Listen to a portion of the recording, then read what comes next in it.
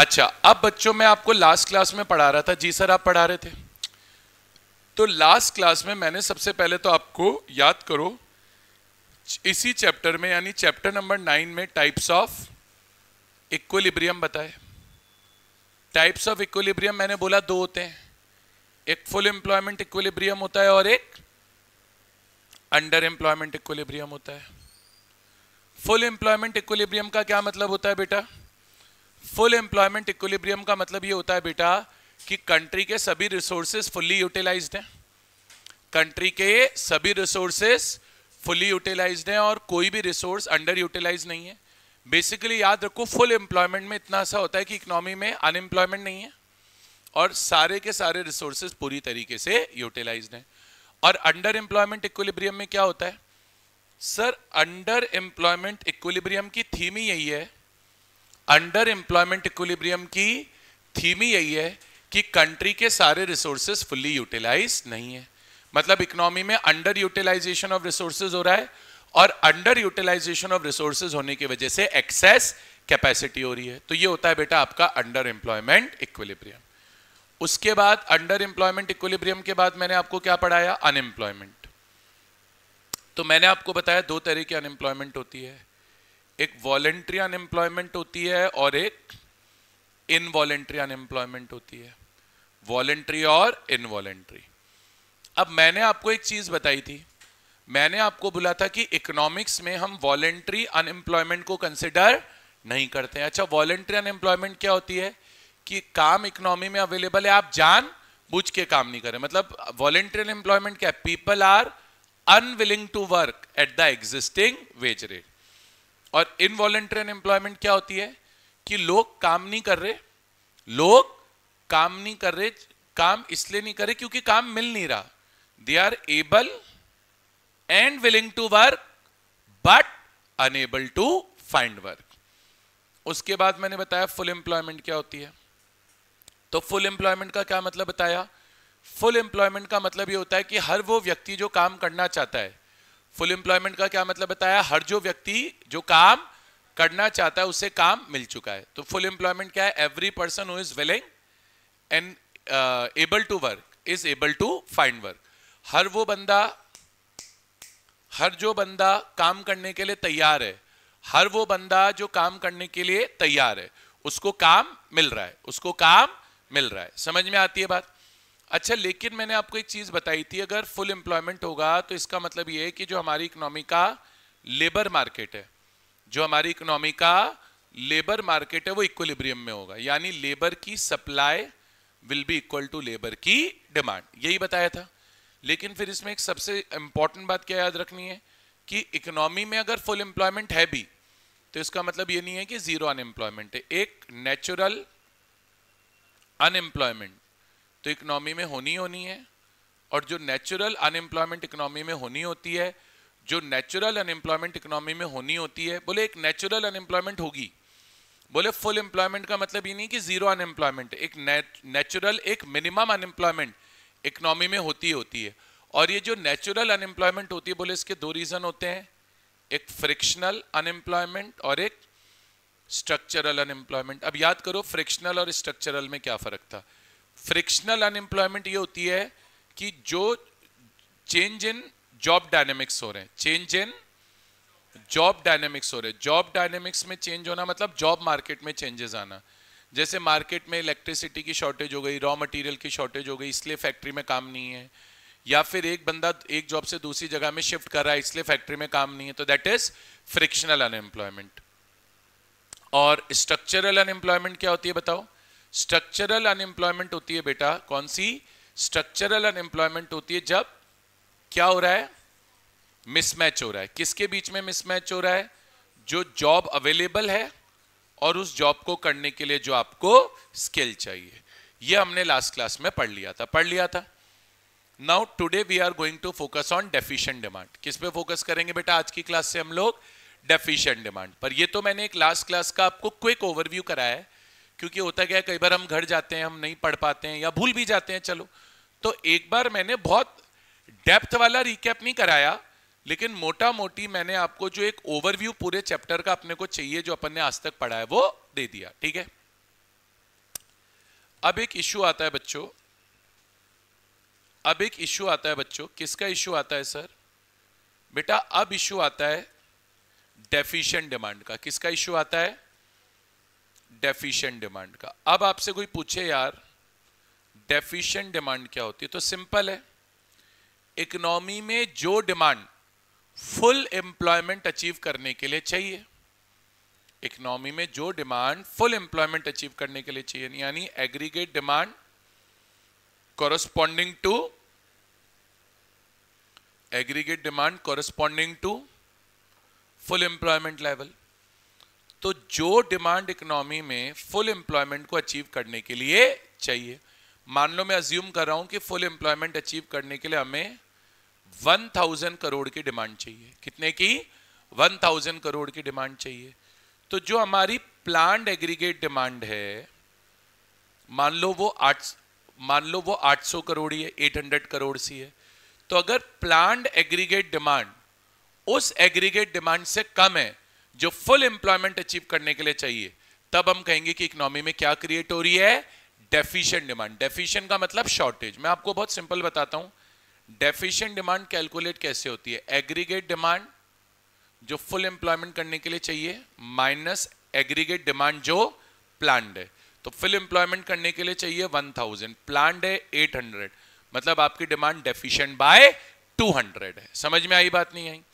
और एक बात याद रखना, आप यहां एग्रीगेट डिमांड की जगह एग्रीगेट सप्लाई भी लिख सकते हो, क्योंकि इकोनॉमी में इक्विलिब्रियम होता है तो एडीएस बराबर होते हैं। तो आप ऐसे भी बोल सकते हो, अगर प्लान्ड एग्रीगेट डिमांड उस एग्रीगेट सप्लाई से कम है जो इकोनॉमी में फुल एम्प्लॉयमेंट अचीव करने के लिए चाहिए, अगर प्लान्ड एग्रीगेट डिमांड, अगर क्या प्लान्ड एग्रीगेट डिमांड उस, सुहानी आप इस वाले बैच में क्यों आए हैं? आपका ये वाला बैच थोड़ी ना है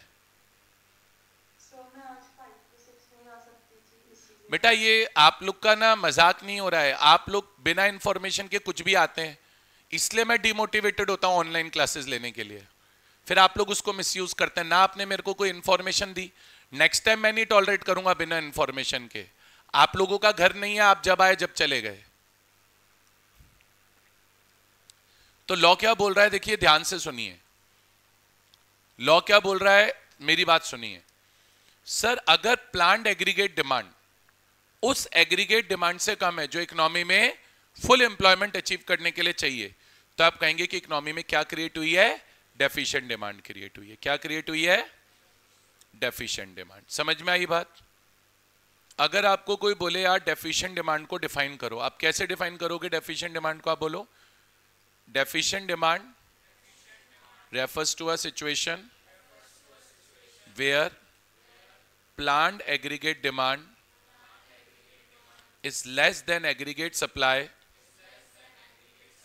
corresponding to full employment level corresponding to full employment level in the economy।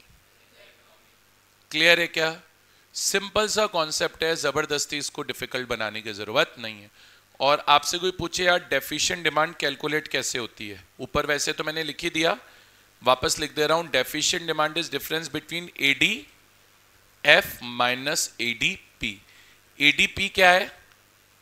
Planned aggregate demand. ADF क्या है? Full employment aggregate demand. तो full employment aggregate demand minus planned aggregate demand का जो डिफरेंस है that is deficient demand. अब इसको diagrammatically कैसे represent करोगे? Draw the diagram logically, draw the diagram logically. हाँ बेटा खड़े हो, शीट बंद कर देना सभी स्टूडेंट्स, बोर्ड पर खड़े हो। हाँ बेटा खड़े हो ना, मुझे एक जवाब देना। मैं एक डायग्राम बना रहा हूं, मैं एक डायग्राम बना रहा हूं और इस डायग्राम के अंदर नहीं समझ में आता क्या? मत बैठा कर, मेरी क्लास में नहीं समझ में आता तो नहीं, सॉरी मत बोल, मत बैठ। पढ़ना है तो आओ, मत आओ यार। तो ये एक्स एक्सिस है, ये वाई एक्सिस है ना। और मैंने आपको हमेशा बनाया है, फिक्स याद रखो, एक्स एक्सिस पे हमेशा इनकम आती है और ये नेशनल इनकम है ना। आप ये समझो, मैं इनकम जब बोल रहा हूं वो नेशनल इनकम है, मैक्रो इकोनॉमिक्स है ये। इनकम मतलब इंडिविजुअल इनकम नहीं है, नेशनल इनकम है। अभी पूछूंगा बेटा क्वेश्चन, 1 मिनट दो। और वाई एक्सिस पे क्या आता है बेटा?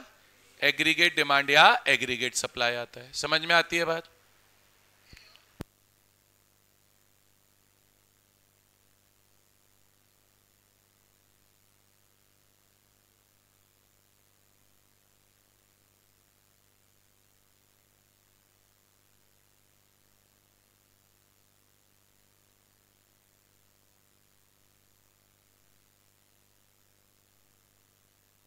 तो एक्स एक्सिस है और वाई एक्सिस है।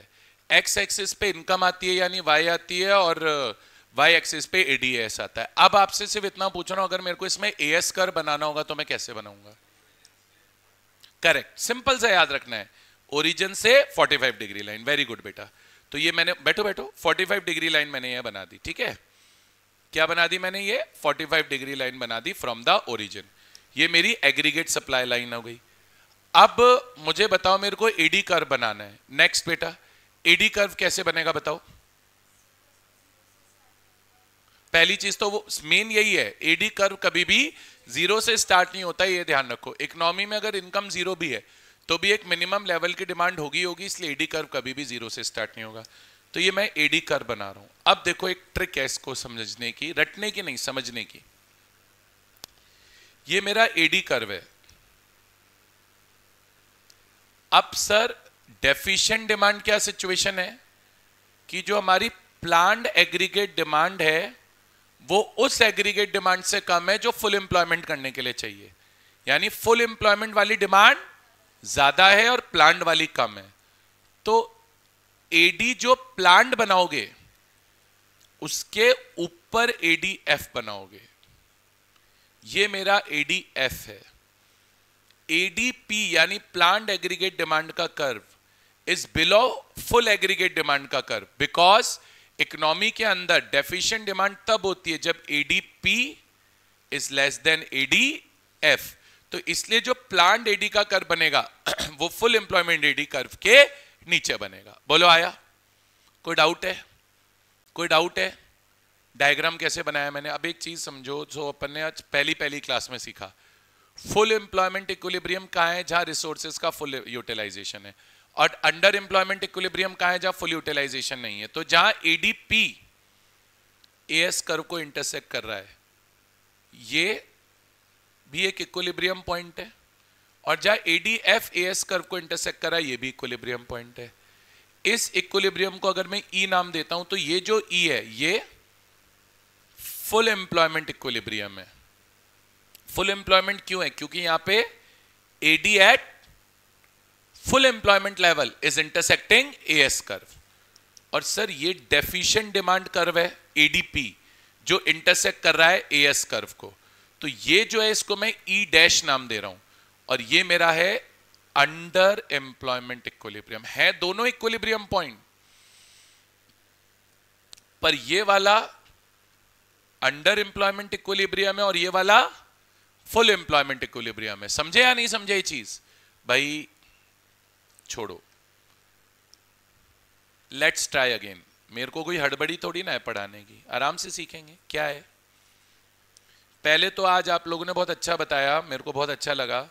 हमको डायग्राम बनाना आता है, तो पहले तो एक नॉर्मल डायग्राम, ये एक्स एक्सिस है, ये वाई एक्सिस है। एक्स एक्सिस पे इनकम आती है, वाई एक्सिस पे एडी और एएस आता है।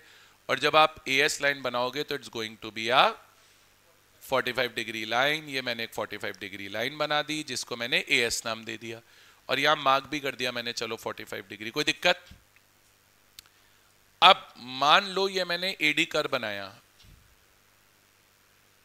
और मैं कहता हूं ये AD at full employment level है।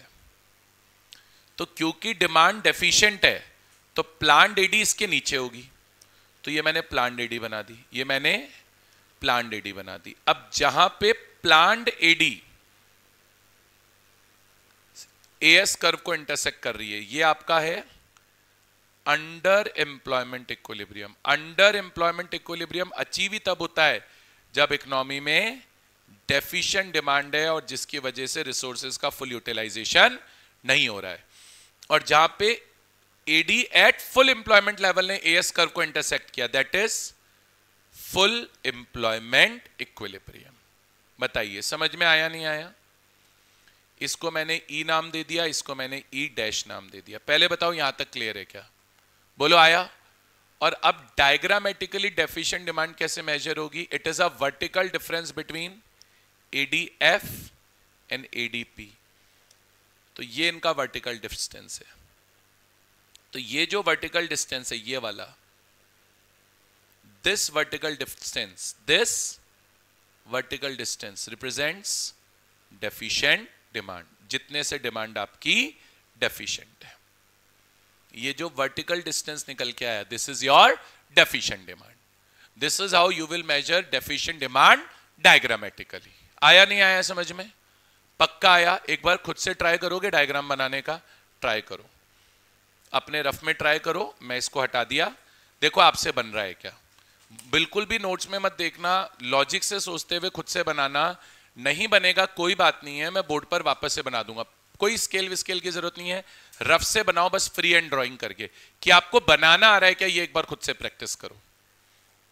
और रट के मत बनाओ, लॉजिक से बनाओ। 2 हिंट मैं दे देता हूं, एक्स एक्सिस के ऊपर इनकम आएगी और वाई एक्सिस पे एडीएस आएगा। एएस कर 45 डिग्री लाइन बनेगी और एडी 0 से स्टार्ट नहीं होगा। बस ये ध्यान रखते हुए डायग्राम बनाओ, फ्री एंड ड्राइंग करो, 30 सेकंड्स में बनाओ, देखो आपसे बन रहा है क्या। ट्राई करो आपसे बन रहा है क्या।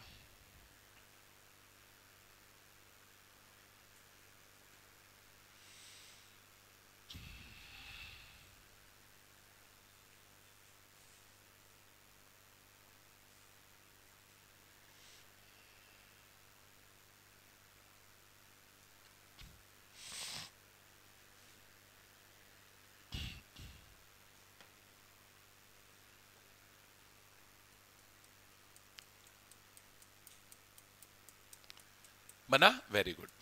कितने लोगों ने बनाया? अच्छा मुझे बताओ। 1 2 3 सबने बना लिया ऑलमोस्ट। 1-2 जने बना रहे हैं, बना लो। फिर मैं बोर्ड पर डायग्राम डिस्प्ले करूंगा, अपने डायग्राम को वेरीफाई करना, गलत बना सही बना, और उसकी वो करो, पूरी मार्किंग्स करो, डिनोशंस करो कि ये मेरा ई है, ये मेरा ई डैश है, ये मेरा फुल एम्प्लॉयमेंट है, ये मेरा अंडर एम्प्लॉयमेंट है। जैसे बोर्ड्स में नॉर्मली कैसा क्वेश्चन आता है, डायग्राम आपको बना के दे देगा। ये जो डायग्राम मैंने बनाया था, डायग्राम बना के दे देगा, पर एक भी डिनोशन नहीं होगा। फिर आपको बोलेगा डायग्राम को रीड्रॉ करो सारे डिनोशंस करते हुए। तो आपको पता होना चाहिए ये फुल एम्प्लॉयमेंट इक्विलिब्रियम है, ये अंडर एम्प्लॉयमेंट इक्विलिब्रियम है, ये डेफिशिएंट डिमांड है, ये एएस कर्व है, ये एडीपी है, ये एडीएफ है, ये वाई है, ये एक्स है, ये सब आपको पता होना चाहिए। बना? बना? बताओ, दिखाओ मेरे को ऐसे घुमा के कॉपी। बिल्कुल ठीक बना है। डिनोशन तो करो बेटा, डायग्राम ठीक बना है आपका। चलो, आपने तो गलत बनाया डायग्राम, सोचो आपने डेफिशिएंट डिमांड ही मार्क नहीं करी। हम डायग्राम ही ये बना रहे हैं कि डेफिशिएंट डिमांड कैसे मेजर होगी। डेफिशिएंट डिमांड अगर आप मार्क नहीं कर रहे तो डायग्राम वैसे ही गलत हो गया। बिल्कुल ठीक है, बिल्कुल ठीक है। कारी मेरे को तो नहीं दिख रही, किसी और को दिख रही है, दिखाओ। आपको खुद को नहीं दिख रही, मेरे को कैसे दिखेगी? चलो ठीक है, आपने भी डेफिशिएंट डिमांड मार्क नहीं करी, गलत है डायग्राम। ये क्या है? हाँ क्या है बताओ, आप क्या बताओ क्या है? लिख दो यहाँ पे छत्रपति शिवाजी जय हो। वाह वाह, ऐसे लिख के आना पेपर में, फिर टीचर मार्क्स काटेगी ना तो लड़ते रहना टीचर से। स्कूल की टीचर्स को ऐसे बहुत मजा आता है मार्क्स काटने में, फेवरेट हॉबी है उनकी। दिखाओ जी। चलो ठीक है। अब देखो डायग्राम कुछ इस तरह का बनना चाहिए, ये absolutely accurate presentation of the diagram है। You have to mark deficient demand, point of equilibrium से जो वर्टिकल डिस्टेंस आएगा that is your deficient demand. समझ में आई बात नहीं आई? बोलो आया डायग्राम बनाना? सीखने से तो आएगा ना, लॉजिक से आएगा ना, रटेंगे तो थोड़ी ना आएगा। क्या तेरा तो बना ही नहीं, गर्दन क्या हिला रहा है फर्जी? चलो यहां तक क्लियर है, बढ़े आगे। चलो ये बना हुआ है नोट्स में diagram, it's just that we need to practice. मैं वापस से क्यों रीड्रॉ कर रहा हूं? नहीं तो मैं आपको नोट से पढ़ाऊंगा ना डायरेक्ट, आप मेरे को बनाते हुए देखोगे तभी तो आइडिया मिलेगा, अच्छा सर इसको ऐसे बनाने का है। चले आगे। अच्छा, अब एक लड्डू क्वेश्चन आता है पेपर में, मतलब मेरे को तो पढ़ाने का मन भी नहीं है। अच्छा, कौन बता सकता है? नेक्स्ट बेटा आप खड़े होगे क्या? मान लीजिए 4 सेक्टर इकोनॉमी है। कितनी सेक्टर? 4, 1 2 3 4, 1 2 3 4, 1 2 3 4, 4 सेक्टर इकोनॉमी है। मुझे बताओ 4 सेक्टर इकोनॉमी में एग्रीगेट डिमांड के कंपोनेंट्स क्या होते हैं? 4 सेक्टर इकोनॉमी में आते नहीं होंगे, हम इतनी छुट्टियां करते हैं, हमको पता ही नहीं क्या चल रहा है जीवन में। नेक्स्ट बताओ बेटा, 4 सेक्टर इकोनॉमी में एग्रीगेट डिमांड के कंपोनेंट्स। तेज तेज कान खराब सर के। कौन? Government. Government 4 sector aggregate demand का कंपोनेंट है। मोदी जी हैं, मोदी जी को कंपोनेंट बना दिया आपने एग्रीगेट डिमांड का। क्या यार, कौन बता रहा है? अच्छा, एग्रीगेट डिमांड के कंपोनेंट्स 4 सेक्टर इकोनॉमी में बताओ, चारों कंपोनेंट। हाँ, मेरे को पता था तू यही करेगा, किताब कॉपी से देख के कंपोनेंट पूछ रहा हूं, फट फॉर्मूला बता रहा है क्या? तो ये पूछा ही नहीं मैंने, तो फॉर्मूला और एन नहीं होता है, एम होता है, मूर्ख। मैं कंपोनेंट पूछ रहा हूं, तू फॉर्मूला बता रहा है। बोलो कौन बताएगा? बोलो छुटकी। मानवी नाम है ना आपका? रोज अलग नाम बताती है। खैर बताओ। सेक्टर नहीं पूछे, कंपोनेंट पूछे एग्रीगेट डिमांड के। 4 सेक्टर इकोनॉमी में नहीं पूछे कौन से सेक्टर आते हैं। चलो कौन बता रहा है बताओ। तो पहला कंपोनेंट होगा प्राइवेट कंजम्पशन एक्सपेंडिचर, दूसरा कंपोनेंट होगा producer investment, private producer investment expenditure, तीसरा कंपोनेंट होगा गवर्नमेंट एक्सपेंडिचर, और फोर्थ कंपोनेंट होगा नेट एक्सपोर्ट्स। नेट एक्सपोर्ट्स कैसे निकलेगा? Difference between export minus import. कोई दिक्कत? फॉर्मूला क्या है उसका? C plus I plus G plus X minus M. कोई दिक्कत है? Private investment expenditure, producer investment expenditure, private producer investment expenditure. I माने इन्वेस्टमेंट, ठीक है, सी माने consumption, private consumption expenditure, household consumption expenditure, G माने गवर्नमेंट एक्सपेंडिचर, एक्स माने export, M माने इंपोर्ट। बोलो आया? बैठो बेटा। आया नहीं आया फटाफट बोलो। जी सर आ गया। अब सर पेपर में क्वेश्चन क्या आता है? सोचो कितना अच्छा ट्रिक सिखा रहा हूं तुम्हें लर्न करने का, एकदम शॉर्टकट। पेपर में क्वेश्चन आता है what are the causes of deficient demand. Paper में क्वेश्चन आता है what are the causes of deficient demand. Paper में क्वेश्चन आता है what are the causes of deficient demand. अगर इकोनॉमी में डेफिशिएंट डिमांड है तो डेफिशिएंट डिमांड के कॉजेज क्या हैं? तो बताओ। इकोनॉमी में कंजम्पशन एक्सपेंडिचर कम है इसलिए कम है, इन्वेस्टमेंट एक्सपेंडिचर कम है इसलिए कम है, गवर्नमेंट एक्सपेंडिचर कम है इसलिए कम है, एक्सपोर्ट कम है इसलिए कम है, इंपोर्ट ज्यादा है इसलिए कम है।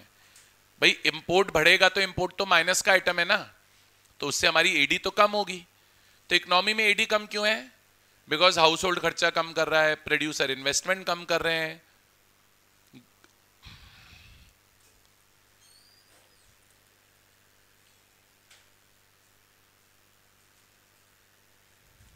गाड़ी में रखो हम जी, वहां वाले सेंटर की, ठीक है। तो कंजम्पशन कम है, इन्वेस्टमेंट कम है, गवर्नमेंट एक्सपेंडिचर कम करिए। अच्छा कंजम्पशन कम क्यों रहा होगा इकोनॉमी में? नहीं है लोगों के पास पैसा, नहीं कर रहे खर्चा। इन्वेस्टमेंट कम क्यों हो रहा है? प्रोड्यूसर को लग रहा होगा इकोनॉमी में बहुत ग्रोथ नहीं है। अभी आप बिजनेस में पैसा कब डालोगे? जब बिजनेस में ग्रोथ आएगी। नहीं लग रहा उनको ग्रोथ है, नहीं कर रही। गवर्नमेंट खर्चा नहीं करी, क्यों नहीं करी गवर्नमेंट खर्चा? पैसा ही नहीं है सरकार के पास। रेवेन्यू कलेक्शन कम है सरकार का, नहीं है पैसा, नहीं कर रही खर्चा। एक्सपोर्ट्स कम है, एक्सपोर्ट्स क्यों कम है? नहीं है हमारे प्रोडक्ट अच्छे, इंटरनेशनल मार्केट में कॉम्पिटिटिव नहीं है, नहीं बिक रहे। इंपोर्ट ज्यादा है, क्यों होंगे इंपोर्ट ज्यादा? भाई हमारे देश में कोई माल नहीं आता होगा, नहीं आता तो इंपोर्ट करना पड़ता है। ऑयल है, नहीं है अपने देश में, नहीं है तो इंपोर्ट करना पड़ता है। समझ रहे हो आप? और एक रीजन और हो सकता है। कितने रीजन हो गए कॉजेज ऑफ डेफिशिएंट डिमांड के? 5। और एक और लिख के आना, हाई टैक्सेशन। देखो हाई टैक्सेशन से प्रॉब्लम क्या आती है? अगर इकोनॉमी में टैक्स रेट्स ज्यादा है, अगर इकोनॉमी में टैक्स रेट्स ज्यादा हैं, तो बेटा जब इकोनॉमी में टैक्स की रेट्स ज्यादा होती हैं तो प्रॉब्लम ये आती है कि टैक्स की रेट ज्यादा होने से लोगों की डिस्पोजेबल इनकम कम हो जाती है। अभी डिस्पोजेबल इनकम कम होगी तो कंजम्पशन कम करेंगे भैया। What is disposable income? मान लीजिए अभिषेक सर ने 200 रुपए कमाए और 30% का टैक्स है, तो 200 का 30% 60 रुपीज। तो आपने जो इनकम अर्न करी उसमें टैक्स माइनस करके जो इनकम बचती है, that is called disposable income. अब अगर टैक्स ज्यादा होगा तो डिस्पोजेबल इनकम कम होगी। What is disposable income? Income left after taxes. Taxes चुकाने के बाद जो इनकम बची, टैक्सेस चुकाने के बाद जो इनकम बची, that income is called disposable income. तो अगर इकोनॉमी में बेटा, धन्यवाद ओम जी, हाँ, अगर इकोनॉमी के अंदर क्या कम है? डिस्पोजेबल इनकम कम है। तो जब बेटा इकोनॉमी में डिस्पोजेबल इनकम कम रहेगी तो लोगों का कंजम्पशन भी कम रहेगा, कंजम्पशन कम रहेगा तो एग्रीगेट डिमांड भी कम रहेगी। बोलो आया? अब कितना शॉर्टकट से मैंने आपको सिखाया, आप रटना चाहो तो रट लो, नहीं तो 1 2 3 4 और 5 और 6 रीजन होते हैं लो एग्रीगेट डिमांड के या डेफिशिएंट एग्रीगेट डिमांड के। कोई प्रॉब्लम? अब शीट निकालो, साथ की साथ मैं बोलता जाऊंगा, लर्न करते जाना और शीट से रीड करते जाना, ठीक है? तो आप क्या बोलोगे? आप पहले तो बोलोगे in two sector economy, in two sector economy deficient aggregate demand occurs due to two factors: reduction in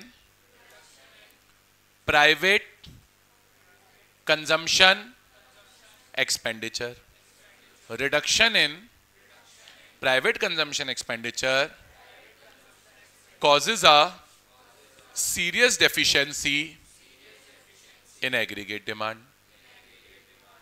private consumption expenditure में reduce due to reasons like low marginal propensity to consume, high marginal propensity to save.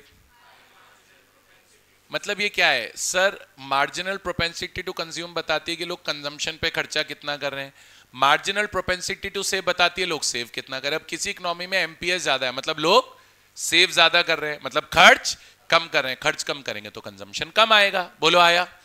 अच्छा, second reason बोलोगे reduction in private investment expenditure. Deficient demand is also a result of reduction in private investment. It may reduce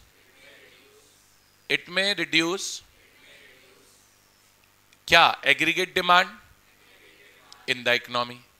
लेकिन मुझे एक बात बताओ, लो investment हो क्यों रहा होगा? क्योंकि मार्केट में सिचुएशन खराब है, बिजनेस की पोजीशन बहुत अच्छी नहीं है। जैसे कोविड आया तो कोविड में लोगों की बिजनेस की पोजीशन खराब थी, तो बोले इट में happen in situation of poor business expectations like covid. Notes में एक हल्का सा करेक्शन करना, उसमें एक लाइन लिखी होगी प्राइवेट इन्वेस्टमेंट एक्सपेंडिचर में, लास्ट में इट में के बाद बी आएगा, BEB, इट में बी, और रिड्यूस वर्ड कट जाएगा, तो इट में बी इन सिचुएशन ऑफ, जो लाइन है इट में रिजल्ट, उसकी इट में रिड्यूस की जगह होगा इट में be in situation of poor business expectations like during covid. Clear है? आगे बढ़ो। अगला रीजन क्या हो सकता है? अब देखो 3 सेक्टर इकोनॉमी में 3 सेक्टर हो जाते हैं, हाउस होल्ड, प्रोड्यूसर और गवर्नमेंट। तो आप क्या लिखोगे in 3 sector economy? Deficient demand occurs due to, अब दो तो सेम ऊपर वाले पॉइंट हो गए, reduction in private consumption expenditure और reduction in private investment expenditure, तो वो तो वापस एक्सप्लेन करने की जरूरत है नहीं। अगला रीजन हो गया reduction in government expenditure. The government may also reduce its consumption or investment expenditure. This is due to lack of funds with the government. Government के पास पैसा ही नहीं है, क्या करेगी बेचारी?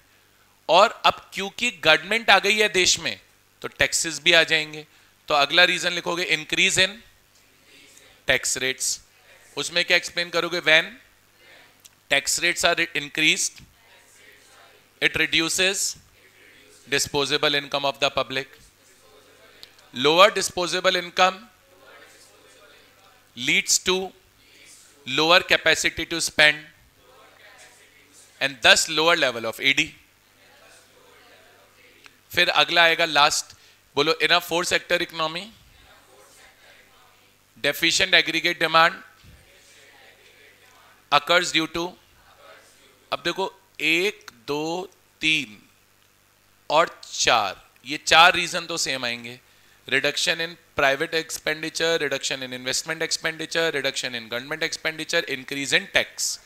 ठीक है, अब फोर सेक्टर इकोनॉमी में एक्सपोर्ट इंपोर्ट भी होएगा, तो अब एक रीजन और आएगा, बोलो, decrease in exports. Exports are an important component of AD.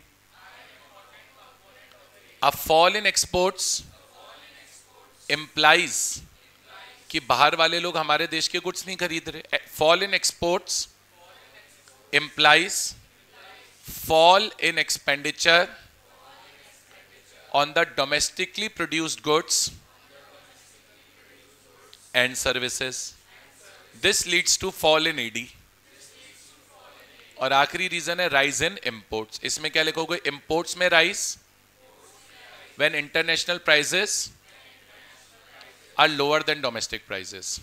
सोचो मैंने कितना बढ़िया रीजन लिखा है। अपने देश में इंपोर्ट ज्यादा कब होंगे, जब डोमेस्टिकली चीज महंगी और इंटरनेशनल मार्केट में सस्ती। आज चाइना से इंडिया में बहुत इंपोर्ट होता है, क्यों? क्योंकि चाइना का प्रोडक्ट इंडिया मेड प्रोडक्ट से सस्ता आता है। तो इंपोर्ट्स क्यों बढ़ रहे हैं? क्योंकि इंपोर्ट की प्राइस डोमेस्टिकली प्रोड्यूस गुड्स से चीपर है। तो क्या बोलोगे, इंपोर्ट्स में rise when international prices are lower than domestic prices. Import is a negative component of AD, minus item है ना यार, तो import is a negative component of AD. तो rise in imports leads to fall in AD. ये अब आप रटने जाओगे ना तो इसमें टाइम लगेगा, और वही चीज अगर आपने समझ ली तो 5 मिनट का टॉपिक है। सच सच बताओ, अब देखो आया नहीं आया, पक्का आया तो आपको कोई पूछेगा कि causes in reduction of deficient demand क्या होते हैं, लिख पाओगे या नहीं लिख पाओगे? बिल्कुल सर लिख पाएंगे। अब सबसे मेन टॉपिक है, चलो डेफिशिएंट डिमांड है वो तो ठीक है, उसके कॉजेज भी हमने पढ़ लिए कि डेफिशिएंट डिमांड होती है तो उसके कॉजेज क्या होते हैं। मेन है कि इकोनॉमी पे क्या इंपैक्ट आता है डेफिशिएंट डिमांड का। कॉजेज ऑफ डेफिशिएंट डिमांड तो पढ़ लिए, अब पढ़ेंगे कॉन्सिक्वेंसेज ऑफ डेफिशिएंट डिमांड। अगर डिमांड डेफिशिएंट है तो डेफिशिएंट डिमांड होने के कॉन्सिक्वेंसेस क्या होंगे, इकोनॉमी पे इफेक्ट क्या आएगा। तो याद रखना, it creates 4 critical situations in the economy. तो पेपर में क्वेश्चन ही ऐसे पुटअप होगा, what are the 4 critical situations created by deficient demand. अब सोचो, एक तो मेरे दिमाग में वैसे ही अनएम्प्लॉयमेंट आएगा इकोनॉमी में, जब डिमांड कम है तो बेरोजगारी तो आनी आनी। लेकिन अब ये बहुत टेक्निकल है, थोड़ा सा आराम से पढ़ेंगे हौले हौले। पहले बताओ यहां तक आया, कॉजेज समझ में आ गया? आप तो मुझे बता दो बस, बाकी मैं पढ़ा दूंगा। हार्ड इजी का टेंशन मत लिया करो मेरी क्लास में। यहां तक क्लियर है? अब आओ, अब क्या पढ़ाओगे सर? अब पढ़ाऊंगा बेटा consequences of deficient demand. It creates 4 critical situations in the economy. It creates 4 critical situations in the economy. क्या critical situation create होती है डिस्कस करेंगे, 1 मिनट दो बस।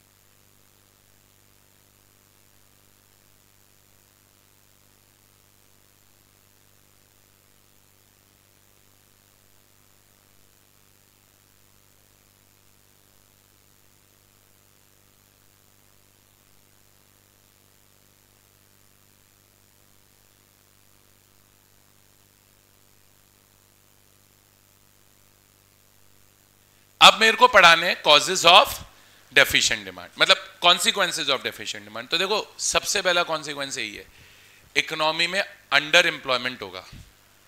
अंडर एम्प्लॉयमेंट क्या होगा, मतलब अब अभी अभी हमने डायग्राम बनाया था, तो हम सब जानते हैं दो तरह के इक्विलिब्रियम होते हैं, फुल एम्प्लॉयमेंट और अंडर एम्प्लॉयमेंट। तो आप पहला कॉन्सिक्वेंस ये लिखोगे कि जब इकोनॉमी में डेफिशिएंट डिमांड होती है तो कभी भी इकोनॉमी में फुल एम्प्लॉयमेंट इक्विलिब्रियम अचीव नहीं हो पाएगा, and it causes a situation of under employment equilibrium in the economy. फिर आप आगे और एक्सप्लेन कर सकते हो कि क्योंकि इकोनॉमी में अंडर एम्प्लॉयमेंट है तो सभी रिसोर्सेज फुल्ली यूटिलाइज नहीं होंगे, and it creates involuntary unemployment, it creates involuntary unemployment in the economy. सभी लोगों को काम नहीं मिल पाएगा और कुछ ना कुछ लोग ऐसे होंगे जो क्या रहेंगे, बेरोजगार। तो पहला कॉन्सिक्वेंस क्या लिखोगे, बोलो फर्स्ट कॉन्सिक्वेंस। अब क्या बोलोगे, it leads to a situation of, बोलो बेटा बोलो, बोलोगे तो आएगा, it leads to a situation of under employment equilibrium in the economy. ठीक है, due to this resources are not fully utilised in the economy. बोले आया कि नहीं आया? और इसको हमेशा एक्सप्लेन करो विद द डायग्राम। कैसे एक्सप्लेन करो, विद द डायग्राम। डायग्राम तो सिखा दिया मैंने बनाना, एक बार फिर बना दो, एक छोटू सा डायग्राम, सेम बनाऊंगा, छोटू सा फिर बना देते हैं। ठीक है, डायग्राम क्या होता है, जितनी बार बनाते हैं उतनी बार प्रैक्टिस होती है, जितनी बार प्रैक्टिस होती है उतनी बार मजा आता है करने में। तो भैया ये मेरा एक्स एक्सिस, ये मेरा वाई एक्सिस, ये मेरा, ओहो, ये मेरा कौन सा कर्व हो गया, एएस कर्व हो गया। एएस कर्व मैंने कौन सा कर्व बनाया, 45 डिग्री वाला बनाया। फिर मेरे को एक तो एडीएफ बनाना है, तो ये तो मैंने एडीएफ बना दिया। फिर मेरे को एडीपी उसके नीचे बनाना है। नीचे इसलिए बनेगा क्योंकि फुल लेवल पे जो एडी है वो ज्यादा है और प्लांट लेवल पे जो एडी है वो कम है, तभी तो डेफिशिएंट डिमांड है। अब ये एक इक्विलिब्रियम है जिसको आप ई नाम दोगे, ये फुल एम्प्लॉयमेंट इक्विलिब्रियम है। ये एक और इक्विलिब्रियम है ई डैश, जिसे आप अंडर एम्प्लॉयमेंट इक्विलिब्रियम नाम दोगे। और इन दोनों के बीच का जो वर्टिकल डिस्टेंस है that is your DD, deficient demand. वही आपका क्या है, डीडी है, डेफिशिएंट डिमांड। बोलो आ रहा है? अरे आ रहा है। इसको और ज्यादा पेपर में आप एलोबरेट कर सकते हो। इस लेवल पे इकोनॉमी में, इस लेवल में इकोनॉमी में मान लो इनकम है ओएम, इस लेवल पे इकोनॉमी में इनकम है मान लो ओएम, और इस लेवल पे मान लो इकोनॉमी में इनकम है ओएन। तो आपका ओएन क्या है, under employment, under employment equilibrium, under employment equilibrium GDP, यानी ये। और ओएम क्या है, फुल एम्प्लॉयमेंट इक्विलिब्रियम जीडीपी। तो ऑब्वियस सी बात है under employment GDP is less then full employment GDP. आया नहीं आया, सोच लो, जबरदस्ती का हाँ मत करना। आया नहीं आया बताओ, अरे आया कि नहीं आया, बोलो यार। तो ये डायग्राम बना दो और ये बोल दो कि इकोनॉमी में अंडर एम्प्लॉयमेंट इक्विलिब्रियम अचीव होता है। ये तो बड़ा इजी गोइंग वे में हो गया। नहीं हुआ, नहीं आया ना तुम्हें, नहीं आया ना, नहीं आया ना ख्याति, नहीं आया, वापस समझाओ। ख्याति बोल रही सर वापस समझाओ, वापस समझाते हैं। Keep it simple. नहीं, मैं अपनी मर्जी से वापस समझा रहा हूं और मैं समझाऊंगा, ठीक है। मेरे को नहीं होता एक बार समझाने में सेटिस्फेक्शन। आराम आराम से, हौले हौले। ये मैंने क्या बनाया बताओ, वाई एक्सिस, और ये मैंने बनाया एक्स एक्सिस, ठीक है। ये मेरी कौन सी लाइन हुई बोलो, एएस। अब मुझे बताओ एडीपी कौन सी और एडीएफ कौन सी है। ऊपर वाला तो एडीएफ और नीचे वाला एडीपी, ठीक है।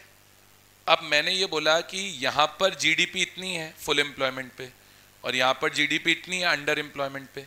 तो ये वाली जीडीपी को मैंने ओ एन नाम दे दिया और ये वाली जीडीपी को ओ एम। तो ऑब्वियस सी बात है O N is less than O M. ये डायग्राम है। अभी भी नहीं आया, अभी भी नहीं आया। और डेफिशिएंट डिमांड कितनी है, इतनी, दोनों का वर्टिकल डिस्टेंस, ये आपकी डेफिशिएंट डिमांड है। अब डिनोशन करना है कर दो, ये AS कर्व हो गया, ये ADF हो गया, ये ADP हो गया, ये E हो गया, ये E डैश हो गया, ये X एक्सिस हो गया, ये Y एक्सिस हो गया, यहाँ पर इनकम आ गई, यहाँ पे ADAS आ गया, बस खत्म। क्या होता है डायग्राम बनाने में? कुछ भी नहीं होता। लॉजिक से सीखा हुआ है तो कुछ भी नहीं है, रट रहे हो तो रटते रहो। अब आया नहीं आया या एक बार और समझाऊं? बेटा साक्षी जबरदस्ती का हानि करना। मैं आपको एक चीज बता के बैठता हूं, क्लास में जब बैठो तो ये मान के बैठो कि आपसे ज्यादा बेवकूफ क्लास में कोई नहीं है, और जब एग्जाम देने जाओ तो इस कॉन्फिडेंस के साथ जाओ कि हमसे होशियार कोई नहीं है। लाइफ का रूल बना लो ये। एग्जाम के टाइम पे कभी ये मत बोलो अरे मुझे कुछ नहीं आता, अच्छा सोचो मुझे सब आता है, कॉन्फिडेंस बढ़ा के जाओ। अरे पेपर जैसा होना होना है, अपने मुंह से बुरा क्यों बोले? कभी आप अपने मुंह से बोलते हो हाँ मैं कल मरने वाला हूं? नहीं, आदमी सोचता है कि वो अच्छा करेगा, अच्छा कहेगा, अपने साथ बढ़िया होगा। तो पेपर देने जाओ तो पॉजिटिव, हाँ यार मुझे सब आता है मैं कर लूंगा। और क्लास में आते हो तो ये सोच के नहीं यार मुझे आता नहीं है, सर जो पढ़ाएंगे मुझे सीखना है। तो हेजिटेट मत करो, डाउट पूछना है पूछो ना, मैं बताऊंगा ना। आप जानते हो मैं एक ही बात के लिए डांटता हूं, अगर आप पढ़ाई नहीं करते हो, वो मेरा काम है, मैं डांटूंगा। आप चाहे बुरा मानो चाहे अच्छा मानो। पढ़ाई के अलावा अगर मैं आपको डांट दूं तो आप मेरे से नाराज हो सकते हो, ये आपका अधिकार है। मैं डांटूंगा ही नहीं पढ़ाई के अलावा। डन है? जहां आपकी पढ़ाई खराब नहीं हो रही आप मेरी बला से बम फोड़ो, आई लीस्ट केयर। ठीक है, मुझे क्या है, तुम आतंकवादी बनोगे, तुम जेल जाओगे, मेरे का है क्यों भाई? ये तो फोड़ भी सकती, कैपेबल है। ओसामा बिन लादेन का कांटेक्ट थी ये मेन, वो तो चला गया ओसामा बिन लादेन, नहीं तो इसका नाम रोशन हो रहा था अभी। चलो यहां तक क्लियर है? बोलो आया? चलो हम लोगों को नॉर्मली शौक रहता है कोई नॉर्मल सी मूवी देखने का, ये सिर्फ टेररिस्ट बेस्ड मूवीज देखती है।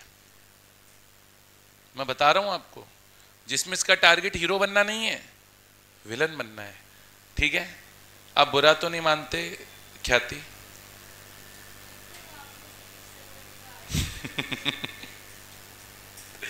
चलो आओ, तो डिफ्लेशनरी गैप अपने पढ़ते हैं, डिफ्लेशनरी गैप अपने पढ़ते हैं। अरे यार ये पता नहीं यार क्या है, डेफिशिएंट डिमांड को ही बोलते हैं डिफ्लेशनरी गैप। पता है what is deflationary gap? Deflationary gap is a difference between AD corresponding to full employment level and AD corresponding to underemployment equilibrium. या बोल लो it is a difference between AD at full employment and planned AD. जो भी बोलना, basically it is nothing but deficient demand. Deflationary gap is nothing but deficient demand. Deficient demand को ही deflationary gap बोल रहे हैं। समझ में आ रही है बात? इसका इंपैक्ट समझो क्या आ रहा है इकोनॉमी में, बहुत बुरा इंपैक्ट आता है। ये नहीं होता दलदल होता है, आदमी धसता ही जाता है, धसता ही जाता है, धसता ही जाता है। इकोनॉमिक टर्म्स में इसको बोलते हैं vicious circle. What is vicious? Never ending. What is vicious circle? Never ending, जो खत्म ही नहीं हो रहा। मंडे को क्लास में आए, सर ने ख्याति का मजाक उड़ाया, ट्यूसडे को क्लास में आए, सर ने ख्याति का मजाक उड़ाया, फिर मंडे आया, फिर मजाक उड़ाया। तो ख्याति बोलेगी क्या सर मैं तो विशियस सर्कल में फंस गई हूं। विशियस सर्कल होता है जो नेवर एंडिंग है। क्या समझ रहे हो? Never ending till exams and even after that. ठीक है, विशियस होता है जो खत्म नहीं होता। अभी deflationary gap creates a very very मतलब worst situation for economy. It creates a vicious circle. कैसे मैं बताता हूं, सोचो, देखना सर्कल ही बनाऊंगा। वैसे मैंने नोट्स में तो सर्कल फॉर्म में नहीं बना रखा डायग्राम, बट सर्कल फॉर्म में ही बनाता हूं। इकोनॉमी में एग्रीगेट डिमांड कम है। अब एक बात सोचो, इकोनॉमी में डिमांड ही नहीं है तो प्रोड्यूसर, इकोनॉमी में डिमांड ही नहीं है। अरे मैं बना रहा हूं ना डायग्राम, इकोनॉमी में डिमांड ही नहीं है। अब मुझे बताओ, अगर इकोनॉमी में डिमांड ही नहीं है तो प्रोड्यूसर ज्यादा इन्वेस्टमेंट करने के बारे में सोचेगा या कम? बोले क्यों करूं मैं इन्वेस्टमेंट, डिमांड ही नहीं है। तो प्रोड्यूसर अपने बिजनेस में लो इन्वेस्टमेंट करेगा। अब बिजनेस में इन्वेस्टमेंट कम करोगे, मशीनरी कम लगाओगे तो आउटपुट भी कम आएगा। तो इकोनॉमी में इकोनॉमी में लो आउटपुट आएगा, इकोनॉमी में लो आउटपुट आएगा। अब सोचो आउटपुट कम है तो आप लोगों को RWIP भी कम दोगे, प्रोडक्शन कम करोगे तो लोगों को RWIP तो कम ही मिलेगा ना, तो इकोनॉमी में इनकम भी कम आएगी। अब ऐसे सोचो, इकोनॉमी में जब इनकम ही कम आ रही है तो आदमी के पास गुड सर्विस खरीदने का पैसा ही नहीं है, मतलब डिमांड भी कम आएगी। जहां से चालू किया था वहीं पे खत्म हो गई कहानी। तो सोचो फिर देखो, डिमांड कम है तो हम बिजनेस में इन्वेस्टमेंट कम करेंगे, बिजनेस में इन्वेस्टमेंट कम करेंगे तो इकोनॉमी में आउटपुट कम आएगा, आउटपुट ही कम आएगा तो लोगों की इनकम भी कम आएगी, और जब इनकम कम आएगी तो डिमांड तो कम आनी है। तो सोचो एक सर्कल क्रिएट हो गया, डिमांड कम है इसलिए इन्वेस्टमेंट कम है, इन्वेस्टमेंट कम है इसलिए आउटपुट कम है, आउटपुट कम है इसलिए इनकम कम है, और इनकम कम है इसलिए डिमांड कम है। अब इस विशियस सर्कल में इकोनॉमी फंस जाती है और इसी विशियस सर्कल को बोला जाता है डिफ्लेशनरी गैप का इंपैक्ट। ये सर्कल डिफ्लेशनरी गैप नहीं है, ये डिफ्लेशनरी गैप का इंपैक्ट है। आई बात समझ में या नहीं आई? बताओ, बोलो बेटा, समझे मैं क्यों बोल रहा हूं विशियस सर्कल क्रिएट होगा? डिमांड कम है इसलिए इन्वेस्टमेंट कम है, आउटपुट कम है, इनकम कम है, और इनकम कम है तो डिमांड कम है। ये वही वाली बात हो गई, तुम्हारी वजह से हम है और हमारी वजह से तुम हो। मतलब डिमांड कम होने की वजह से इनकम कम है और इनकम कम होने की वजह से डिमांड कम है। मतलब करें क्या, इस सिचुएशन को कैसे ब्रेक करें? How do you break this situation practically? Government will have to intervene and increase the investment. Private investor will not come and invest. That what happened in 1947 when we got independent. जब मैं आपको Indian eco पढ़ाऊंगा तो मैं आप पे समझाऊंगा कि इनिशियल ईयर्स में जब हम इंडिपेंडेंट हुए थे तो इकोनॉमी में सारा इन्वेस्टमेंट करने का burden was on government. This is precisely due to this situation. ठीक है, खैर बताओ, अभी तो आप तो ये बताओ, ये समझ में आया नहीं? बढ़िया आया, समझ गए क्यों मैंने बोला विशियस सर्कल क्रिएट हो रहा है? अब ये टेक्निकल पॉइंट था, समझने वाला पॉइंट था, मजा आना चाहिए सीखकर। क्लियर? अब पहले बताओ इसको क्या करें, बोलते हैं। नोट्स तुम्हारे पास है, नोट्स देखते जाओ और बोलते जाओ। बोलो, डिफ्लेशनरी गैप यानी ये deflationary gap causes, deflationary gap causes low investment. Low investment implies low output. Low output implies low income. And low income again leads to low aggregate demand. As a result, economy starts गिरिंग into, गिर जाएगी, starts गिरिंग into, लिख मत आना paper में, start slipping into deflationary spiral. Economic terms में this concept is called deflationary spiral. Economy, बोलो, economy start slipping into deflationary spiral, और it is also called low level equilibrium trap. Trap समझते हो? जाल। इस जाल में इकोनॉमी फंस जाएगी। ठीक है, फिर पेपर में पूछेगा how is deflationary gap measured? तो deflationary gap is nothing but deficient demand. So deflationary gap is measured as a difference between AD at F minus ADP। बोलो आया?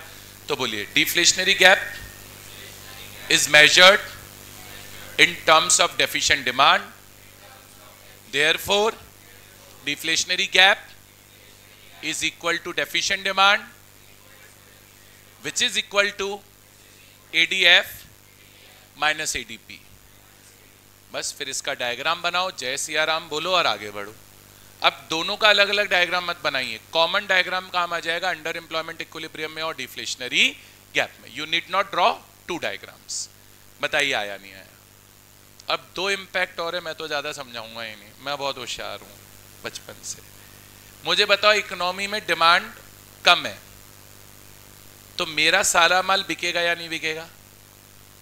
नहीं बिकेगा, तो मेरे पास बिल्डअप हो जाएगा अनडिजायर्ड स्टॉक, एक्सेस स्टॉक, ठीक है, अनडिजायर्ड स्टॉक और एक्सेस स्टॉक बिल्डअप हो जाएगा कि नहीं हो जाएगा बताओ? तो डेफिशिएंट डिमांड का एक और इंपैक्ट हो गया कि प्रोड्यूसर के पास क्या बिल्ड हो जाएगा? बोले अनडिजायर्ड स्टॉक। क्यों? क्योंकि इकोनॉमी में उतनी डिमांड नहीं आ रही है। क्लियर है? अच्छा अब सोचो, मेरे पास अनडिजायर्ड स्टॉक बिल्डअप हो गया, तो अनडिजायर्ड स्टॉक को बेचने के लिए मेरे को चीजें सस्ती करनी पड़ेंगी, तो इसकी वजह से दो चीजें और होगी, फॉल इन प्राइसेस प्लस मैं नेक्स्ट ईयर का प्रोडक्शन कम कर दूंगा, क्योंकि जब इसी साल का माल नहीं बिकेगा तो मैं पहले तो ये सोचूंगा ना कि इस साल का माल ही अगले साल बेचूंगा, फिर कुछ नया खरीदूंगा, तो फॉल इन आउटपुट होगा ऑफ नेक्स्ट ईयर। हम नेक्स्ट ईयर से अपना प्रोडक्शन कम कर देंगे। समझ गए या नहीं समझ गए? और सोचो कितना लॉजिकल है, अनडिजायर्ड स्टॉक बिल्डअप हुआ तो फॉल इन प्राइसेस हुआ, प्राइस फॉल होंगी तो प्रोड्यूसर का प्रॉफिट कम होगा या बढ़ेगा? कम होगा। तो एक और इंपैक्ट हो गया 4 क्रिटिकल सिचुएशंस में, लॉस ऑफ प्रॉफिट्स। क्यों हो रहा है लॉस ऑफ प्रॉफिट? डिमांड कम है, डिमांड कम है तो क्या बिल्डअप हो गया? Undesired stock. Undesired stock buildup होने से इकोनॉमी में प्राइसेस क्रैश हो जाएंगी, प्राइसेस क्रैश हो गई, कम हो गई, तो मेरा प्रॉफिट तो कम ही होएगा ना भाई। बोलो आया? तो आपसे कोई पूछे what are the 4 critical situations created by deficient demand? Under employment equilibrium, deflationary gap, undesired stock, loss of profit, खत्म। आया नहीं आया? अब इसका बिल्कुल वाइस वर्सा चलेगा एक्सेस डिमांड। कल एक्सेस डिमांड पढ़ाएंगे हाफ एन आवर में, और हाफ एन आवर में उसके मेजर्स पढ़ाएंगे कंट्रोल करने के, और मोर और लेस चैप्टर फिनिश करेंगे। बताइए आया नहीं आया? हार्ड है क्या बताओ? इसमें सबसे मेन ये गोलू समझना है, डिफ्लेशनरी स्पाइरल या लो लेवल इक्विलिब्रियम ट्रैप। क्या है इसमें समझने में? डिमांड कम है इसलिए इन्वेस्टमेंट कम है, इन्वेस्टमेंट कम है इसलिए इनकम कम है, इनकम कम है इसलिए डिमांड कम है, डिमांड कम है इसलिए इन्वेस्टमेंट कम है, इन्वेस्टमेंट कम है इसलिए आउटपुट कम है, आउटपुट कम है इसलिए इनकम कम है, इनकम कम है क्योंकि डिमांड कम है। खत्म। ऐसे करके सर्कल टिक टिक टिक टिक टिक टिक चलता जाएगा। This is called deflationary spiral और लो लेवल इक्विलिब्रियम ट्रैप। बताओ, अरे बोलो, नहीं आया समझ में? थक गया यार पढ़ा के यार, बोल तो दो, हाँ तो बोल दो आया। चलो तो कल एक्सेस डिमांड पढ़ाते हैं, इसको फिनिश करते हैं,